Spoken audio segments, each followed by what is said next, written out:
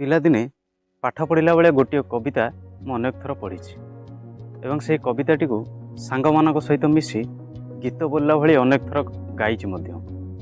ସେ କବିତାଟି ଆପଣମାନଙ୍କର ମନେ ଥିବ ନିଶ୍ଚୟ। ତୁମ ପରି ଛୋଟ ପିଲାଟିଏ, ଗାଁ ଚାହାଳିର ଚାଟ ସିଏ, ଚେହେରାଟି ତା'ର ଡଉଲ ଡାଉଲ, ବୁଦ୍ଧିରେ ତା'ର ସରିକିଏ। ଏହି ପଦ୍ୟଟି ପଢ଼ିଲା ବେଳେ ନିଜ ଜୀବନର ପିଲାଦିନର କଥା ମନେ ପଡ଼ିଯାଏ ଗାଁ ଚାଟଶାଳୀ, ଗାଁ ମାଟିର ପାଣି ପବନ ଏବଂ ଖାସ୍ କରି ମନେ ପଡ଼େ ଦେଶ ଓ ଓଡ଼ିଆ ଜାତିର ସୁରକ୍ଷା ନିମନ୍ତେ କରିଯାଇଥିବା ମଧୁବାବୁଙ୍କର ସେହି ମହତ କାର୍ଯ୍ୟ ସମ୍ପର୍କରେ।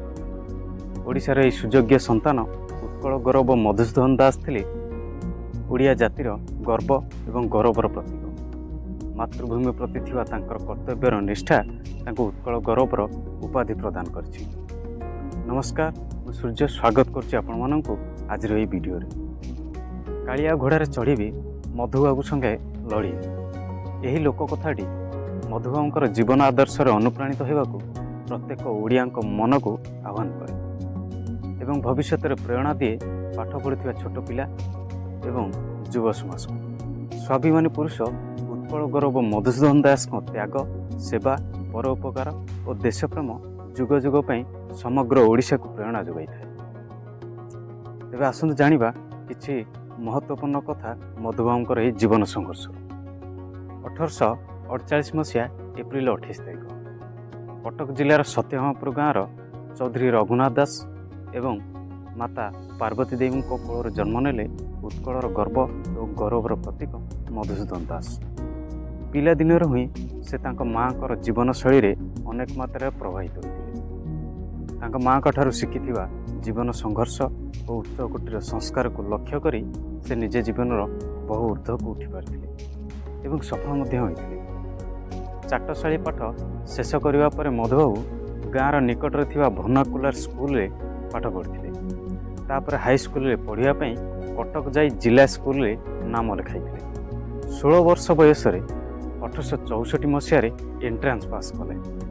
ଏଣ୍ଟ୍ରାନ୍ସ ପାସ୍ କଲା ପରେ ବାପାଙ୍କର ଇଚ୍ଛା ଥିଲା ଭଲ ଚାକିରିଟିଏ କରିବ, କିନ୍ତୁ ମଧୁବାବୁଙ୍କର ଇଚ୍ଛା ଥିଲା କିଛି ଅଲଗା।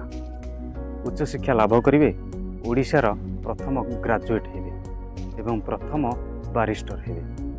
ଉଚ୍ଚଶିକ୍ଷା ଲାଭ କରିବାର ଦୃଢ଼ ସଂକଳ୍ପ ନେଇ ଘରୁ ବାହାରିଥିଲେ ମଧୁବାବୁ।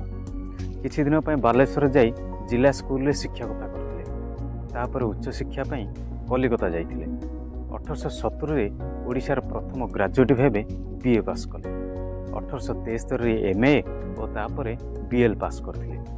ଥରେ ଭାବନ୍ତୁ ବନ୍ଧୁ, 1800 ମସିହାରେ ଓଡ଼ିଶାର ଶିକ୍ଷାର ହାର କେତେ ଥିବ? ସେ ସମୟରେ ମଧ୍ୟ ଏତେ ସବୁ ଡିଗ୍ରୀ ହାସଲ କରିବା କ'ଣ ସହଜ କଥା କି? ଆଗରେ ଯେତେ ପ୍ରତିବନ୍ଧକ ଓ ପ୍ରତିକୂଳ ପରିସ୍ଥିତି ଆସୁନା କାହିଁକି, ତାହା ସବୁ ଦୃଢ଼ ଇଚ୍ଛାଶକ୍ତି ଆଗରେ ଶକ୍ତିହୀନ ହୋଇଯାଆନ୍ତି। ଉଚ୍ଚଶିକ୍ଷା ଶେଷ କରିବା ପରେ କଲିକତାର ଅଲିପୁର କୋର୍ଟରେ ଓକିଲାତି ଜୀବନ ଆରମ୍ଭ କରିଥିଲେ। କଲିକତାରେ ସେ ଥିଲେ ପ୍ରଥମ ଓଡ଼ିଆ ଓକିଲ। 1881 ମସିହାରେ ଓଡ଼ିଶା ଆସି କଟକରେ ଓକିଲାତି ଆରମ୍ଭ କଲେ। ଏହି ଓକିଲାତି ଜୀବନରେ ସେ ଅନେକ ଦରିଦ୍ର ଲୋକମାନଙ୍କ ପାଇଁ ବିନା ଫିସ୍ରେ ଲଢ଼ିଥିଲେ। ସେ କେବଳ ଜଣେ ଭଲ ଓକିଲ ହିଁ ନଥିଲେ, ମହାନ ଦେଶପ୍ରେମୀ ମଧ୍ୟ ଥିଲେ। ତାଙ୍କର ତୀକ୍ଷ୍ଣ ବୁଦ୍ଧି ଓ ବୁଦ୍ଧିଦୀପ୍ତ କଥାରେ ଇଂରେଜମାନଙ୍କ କବଳରୁ ଓଡ଼ିଶାକୁ ଅନେକ ଥର ରକ୍ଷା ମଧ୍ୟ କରିଥିଲେ। ସେତେବେଳେ ଇଂରେଜ ସରକାର ଓଡ଼ିଶାର ଗଜପତି ରାଜାଙ୍କ ହାତରୁ ଚକ୍ରାନ୍ତ କରି ଜଗନ୍ନାଥ ମନ୍ଦିରର ପରିଚାଳନାର ଭାର କାଢ଼ି ନେବା ପାଇଁ ଏକ ଆଇନ ଗଢ଼ିଥିଲେ, କିନ୍ତୁ ମଧୁବାବୁ ସେହି ଆଇନ ରଦ୍ଦ କରିବା ପର୍ଯ୍ୟନ୍ତ ଲଢ଼େଇ କରି ଓଡ଼ିଶାର ସମ୍ମାନ ରକ୍ଷା କରିଥିଲେ।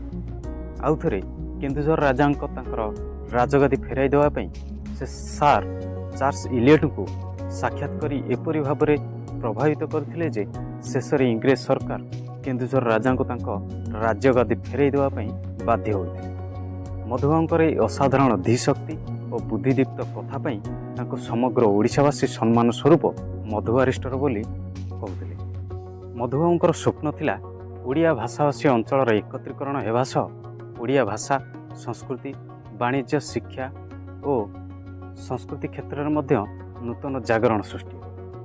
ସ୍ୱତନ୍ତ୍ର ଓଡ଼ିଶା ପ୍ରଦେଶର ଗଠନରେ ମଧୁବାବୁଙ୍କ ଭୂମିକା ଅତି ଗୁରୁତ୍ୱପୂର୍ଣ୍ଣ ଥିଲା। ତାଙ୍କ ପ୍ରଚେଷ୍ଟାରେ 1903 ମସିହାରେ ଗଢ଼ା ହେଲା ଉତ୍କଳ ସମ୍ମିଳନୀ, ଯାହାକି ଓଡ଼ିଶାକୁ ସ୍ୱତନ୍ତ୍ର ପ୍ରଦେଶରେ ଗଢ଼ିବାରେ ମୁଖ୍ୟ ଭୂମିକା ଗ୍ରହଣ କରିଥିଲା। ତାଙ୍କର ନିଷ୍ଠାପର ଉଦ୍ୟମ ଫଳରେ ତତ୍କାଳୀନ ବଡ଼ଲାଟ ଲର୍ଡ଼ କର୍ଜନ ସମ୍ବଲପୁର ଅଞ୍ଚଳକୁ ମଧ୍ୟପ୍ରଦେଶରୁ ଅଲଗା କରି ଓଡ଼ିଶାରେ ମିଶାଇଥିଲେ। ସେଥିପାଇଁ ତାଙ୍କୁ ଅନେକ ଥର ବିଲାତ ଯିବାକୁ ମଧ୍ୟ ପଡ଼ିଥିଲା। ଏହି ଓଡ଼ିଆ ଭାଷାଭାଷୀ ଅନେକ ଅଞ୍ଚଳଗୁଡ଼ିକୁ ମଧ୍ୟ ଓଡ଼ିଶାରେ ମିଶାଇଥିଲେ। ଓଡ଼ିଶାରେ ପ୍ରତ୍ୟେକ ସ୍ତରରେ ବିକାଶ ହେଉ ସେଥିପାଇଁ ସେ ଉତ୍କଳ ସମ୍ମିଳନୀ ମାଧ୍ୟମରେ ସବୁବେଳେ ଉଦ୍ୟମରତ ଥିଲେ। ଉତ୍କଳ ସମ୍ମିଳନୀରେ ସେ 2 ଥର ସଭାପତିତ୍ୱ ମଧ୍ୟ କରିଥିଲେ। ଓଡ଼ିଶାର ଶିଳ୍ପର ଉନ୍ନତି ପାଇଁ ମଧ୍ୟ ସେ ଉତ୍କଳ ଟ୍ୟାନେରୀ ପ୍ରତିଷ୍ଠା କରିଥିଲେ। କଟକର ସୁନାରୂପା ତାରକସି କାମର ବିକାଶ ପାଇଁ ସେ କଟକଠାରେ ପ୍ରତିଷ୍ଠା କରିଥିଲେ ଓଡ଼ିଶା ଆର୍ଟ ଫେୟାର। କେବଳ ଏତିକି ନୁହେଁ ବନ୍ଧୁଗଣ, ଓଡ଼ିଆ ସାହିତ୍ୟର ନବଜାଗରଣରେ ମଧ୍ୟ ମଧୁବାବୁଙ୍କର ଭୂମିକା ଥିଲା ଅନବଦ୍ୟ। ମଧୁବାବୁଙ୍କ ରଚିତ କାବ୍ୟ କବିତା ଓଡ଼ିଆ ଜାତିକୁ ନୂତନ ଦିଗର ସନ୍ଧାନ ଦେବା ସଙ୍ଗେ ସଙ୍ଗେ ପ୍ରତ୍ୟେକ ଓଡ଼ିଆଙ୍କ ପ୍ରାଣରେ ଭରି ଦେଇଥିଲା ଜାତୀୟତାର ପ୍ରେମ। ତାଙ୍କ ରଚିତ ଉତ୍କଳ ସନ୍ତାନ, ସନ୍ତାନର ଉକ୍ତି, ଜାତି ଇତିହାସ ଏବଂ ଜୀବନର ଉକ୍ତି ସବୁ କବିତାରେ ଭରି ରହିଛି ଜନନୀ ଜନ୍ମଭୂମି ପାଇଁ ଜାତୀୟତାର ଭାବ, ଯାହାକି ଆଜି ମଧ୍ୟ ପ୍ରତ୍ୟେକ ସ୍ୱାଭିମାନୀ ଓଡ଼ିଆଙ୍କ ପ୍ରାଣରେ ଭରି ଦେଇଛି ସ୍ପନ୍ଦନ। ଉତ୍କଳ ଗୌରବଙ୍କର ପ୍ରେରଣାଦାୟୀ କବିତା ମାଧ୍ୟମରେ ସମଗ୍ର ଓଡ଼ିଶାବାସୀଙ୍କୁ ଏକତ୍ର କରିପାରିଛନ୍ତି। ଓଡ଼ିଶା ଓ ଓଡ଼ିଆମାନଙ୍କ ପାଇଁ ମଧୁବାବୁଙ୍କର ମନ ଭିତରେ ସର୍ବଦା ଦରଦ ଓ ସହାନୁଭୂତି ଭରି ରହିଥିଲା। ଓଡ଼ିଆ ଜାତିର ଉନ୍ନତି ଓ ସ୍ୱାଭିମାନ ବଜାୟ ରଖିବା ପାଇଁ ସର୍ବସ୍ୱ ତ୍ୟାଗ କରିଦେଇଥିଲେ। ସାରା ଜୀବନ ଦେଶ ଓ ଜାତି ପାଇଁ ସଂଘର୍ଷ କରି ସମଗ୍ର ଭାରତବର୍ଷରେ ଓଡ଼ିଶାରେ ଏକ ସ୍ୱତନ୍ତ୍ର ପରିଚୟ ସୃଷ୍ଟି କରିପାରିଥିଲେ। ସେ ତାଙ୍କ ଚେଷ୍ଟା ଫଳରେ 1936 ମସିହା ଏପ୍ରିଲ 1ରେ ଓଡ଼ିଶା ଏକ ସ୍ୱତନ୍ତ୍ର ପ୍ରଦେଶରେ ଗଠିତ ହୋଇଥିଲା, ଯାହାଫଳରେ ଏହି ଓଡ଼ିଆ ଜାତି ଆଜି ଭାରତବର୍ଷରେ ଏକ ମର୍ଯ୍ୟାଦାପୂର୍ଣ୍ଣ ଆସନ ହାସଲ କରିପାରିଛି। ସ୍ୱତନ୍ତ୍ର ଓଡ଼ିଶା ପ୍ରଦେଶର ଗଠନ ତଥା ଓଡ଼ିଆ ଜାତିର ସାମଗ୍ରିକ ବିକାଶ ମଧୁବାବୁଙ୍କର ସ୍ୱପ୍ନ ଓ ସଂକଳ୍ପ ଥିଲା। କିନ୍ତୁ କଥାରେ ଅଛି, ବିଧିର ବିଧାନ କିଏ କରିବା। ସ୍ୱତନ୍ତ୍ର ଓଡ଼ିଶା ପ୍ରଦେଶର ଗଠନର 2 ବର୍ଷ ପୂର୍ବରୁ ତଥା 1934 ମସିହା ଫେବୃଆରୀ 4 ତାରିଖ ଦିନ ଉତ୍କଳ ଜନନୀର ଏହି ମହାନ ବରପୁତ୍ରଙ୍କର ଜୀବନ ଦୀପ ଲିଭି ଯାଇଥିଲା। ମୃତ୍ୟୁର ଶଯ୍ୟାର ଥାଇ ବି ସେ କହିଥିଲେ, ମୁଁ ଅକିଞ୍ଚନ ଚାଲିଯାଏ, କିନ୍ତୁ ଓଡ଼ିଆ ଜାତି ସବୁଦିନ ପାଇଁ ବଞ୍ଚି ରହିଥାଉ। ଓଡ଼ିଆ ଜାତି ପାଇଁ ତାଙ୍କର ଆତ୍ମୀୟତାର ପଟାନ୍ତର ନାହିଁ।